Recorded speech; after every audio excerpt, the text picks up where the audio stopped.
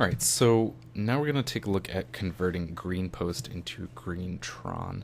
And I'm kind of excited about this. I feel like of all of the different 8 post decks that are out there, this one is most likely to be a possibility.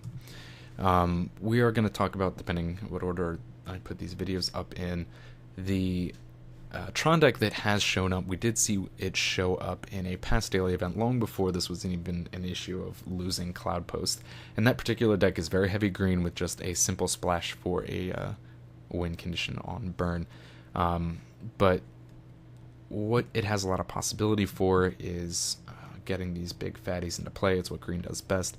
And it works really great because you have so many options. You know, most decks are limited to simply Expedition Map, to finding the pieces of their mana engine. You do have access to things like crop rotation and reap and sow when it comes to green, and they will provide you with these pieces. You also gain other benefits from things like the battlement and the wall of roots. These will provide you with extra colored sources. So whereas again other decks may require your use of prisms, you can still generate extra mana off of these green mana bases too. So finding, say, a 2 green in the CC may not be so terrible after all. So as usual, we're going to take out our 8 locust lands as well as 4 forests. And I think this can cause a little bit of trouble. You do have a bit of a loss on these crop rotations. I think they lose a little bit of effectiveness. We may end up reducing those. I also like about this list is it's already running 4 crushers, it's already running 4 expedition maps. That's really fantastic to me because those are cards, like I said, so far have been kind of my go-to when adding the Tron mana engine, producing those extra things. Now I think when you consider these decks, you have things like this. The deck I'm currently looking at, kind of a classic version of it, is running a significant amount of land destruction in the main deck. Reap and Sow can obviously go either way as land destruction or search. And same, well, Acid Moss, you're doing both. Reap and Sow is kind of an either or. But so you have those in play, and you're also running a full set of Thermokarsts. I think these Thermokarsts can absolutely get out of there. Again, the only need for extra land destruction, I mean, if you really wanted to throw them in the sideboard, maybe an Acid Moss is your thing to go. Let's see what this one is running. It's already got an Acid Moss and 2 Drain the Wells. Definitely you could take out those Drain the Wells. I was going to say, if you want an extra land destruction in there, it should probably be an Acid Moss in the sideboard. What you will find is that no Cloud Post really means no need for land destruction, unless, of course, Tron becomes a real thing, and then of course you can work on that later on. Deck gets excuse me, a decent amount. I'm choking over here. A decent amount of card advantage thanks to the fact that you have lands being fetched out. I mean, it's not direct card draw, but you get lands fetched out through these various spells.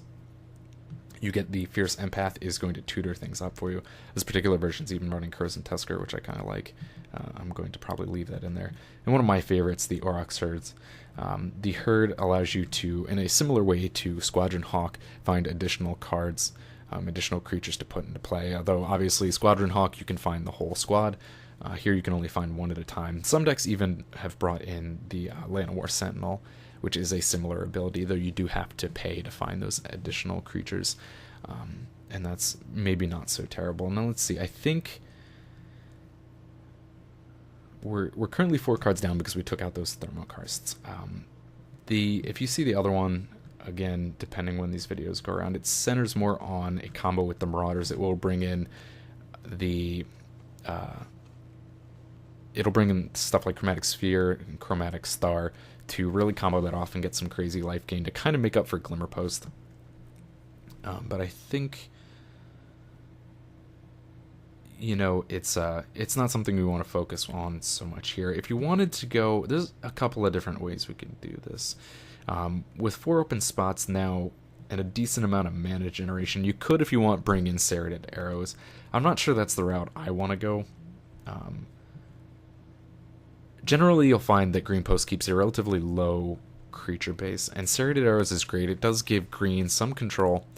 Obviously, you don't have the direct damage or direct kill that you get in black and red. You don't even actually have the advantage of bouncing things in blue, but you're looking to beat down your opponent and really get things going that way. A lot of decks we'll actually look into are starting to bring in, I believe it's Sentinel Spider, and it gives you at least a decent option to take down some of these annoying flyers that you have found. There he is.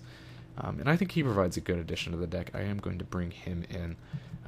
Though you do generally have a lower creature base in these decks. Which is kind of interesting because you consider 8 of your creatures are walls. It's kind of a love-hate thing. It does, I guess, give you some advantage against aggro in the early game if you can manage to get those out early. But I'm thinking I might want to bring out Fierce Empath. And one thing I wanted to try out, there is the most recent discussion. There's not a lot of discussion goes on about Green Post because it is definitely a rogue strategy. But the most recent discussion that we have had has been by Alex Ullman over at Star City Games. And God, I'm making too many of these videos and losing my voice. And he talks about a whole bunch of different options. He does go for Sentinels and stuff like that. And he kind of goes off on crop rotations, and not so much that he dislikes the card. It's definitely something that is hit or miss. I think it loses a little bit of effectiveness when you're reducing the number of forests. I personally like it in the Green Post version, but I think we're going to take it out in place of Ancient Stirrings. Ancient Stirrings is going to give us, and we're going to take out an Empath there because I think it also loses some of its effectiveness. I think Ancient Stirrings gives us a decent opportunity. Can't talk today, sorry. I do apologize for that. But a decent opportunity to find things that we may not expect. Empath does give us an opportunity to find creatures. And Reap and Sow gives us an opportunity to find lands. And Crop Rotation would do that as well. But we have Expedition Map for that. And Ancient Stirrings will give us an opportunity to maybe find one of these Crushers faster. Maybe find that Expedition Map that we need. And I think I'm going to use these last 3 spots for Prisms. It gives us card draw. It'll give us something to, you can also find it off of these Stirrings. It'll give us, again, that opportunity to filter the colorless land and make it into something useful. We will need occasional double if you want to cast an Acid Moss, if you want to, cast the Reap and Sow on the Entwine ability, get, a Tusker into play, something like that. So I think it's going to be what we bring in to fill that hole. And I think it provides Ancient Stirrings a better opportunity to find things other than, Crop Rotation is just lands, and that's great.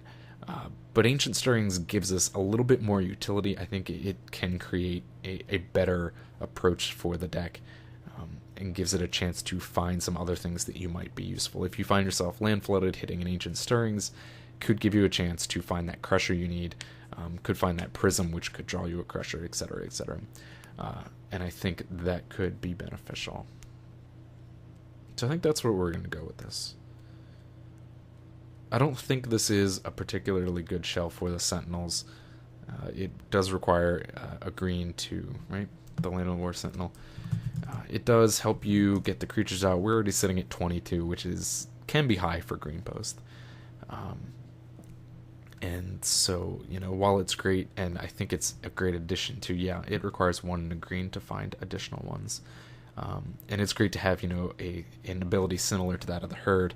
I think we are better off with this particular shell. So this is what we're going to run with. We'll give this a chance and see how it does.